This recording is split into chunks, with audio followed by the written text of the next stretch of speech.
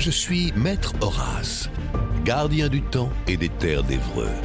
Et voici la Louise, ma messagère et porte-parole.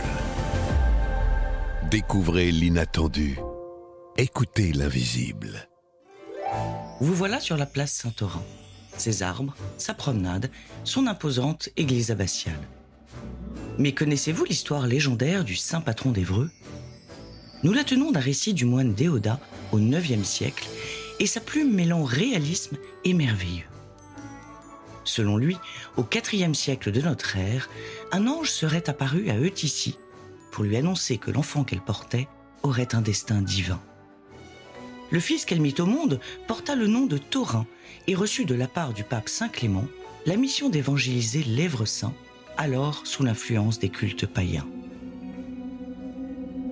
À peine arrivé dans la cité, il aurait à 3 reprises foudroyé un gardien diabolique, ayant pris successivement la forme d'un lion, d'un buffle et d'un ours. 3 symboles de la religion romaine. Un autre son de cloche raconte que ces animaux étaient les métaphores de 3 des 7 péchés capitaux, l'orgueil, l'avarice et la luxure. Avec son tempérament de gladiateur, il n'hésitait pas à défier le diable, le provoquer en duel. Dans un temple, il dessine un signe de croix. Les prêtres terrassés se convertissent au christianisme. Le missionnaire fit sortir de la statue de la déesse Diane, peut-être était-ce Cybèle, un petit diablotin, tout noir, tout barbu, tout perdu. Il consacre le sanctuaire à la Vierge Marie et baptise cette première église d'Évreux, Notre-Dame de la Ronde, pour sa forme circulaire de temple gallo-romain. Les miracles se multiplient, plusieurs exorcismes, la résurrection de la jeune Phrasie poussée par Satan dans des flammes dévorantes, ou encore celle de Marinus, fils du préfet Licinius, mort au fond d'un puits. Par centaines, les habitants demandent le baptême à l'évangélisateur prodigieux. Éliton se fit Jourdain. Mais les conversions massives, la destruction des idoles et des croyances locales ne sont pas pour plaire au pouvoir en place. Il faut éliminer Thorin. Thorin est lapidé au début du Ve siècle.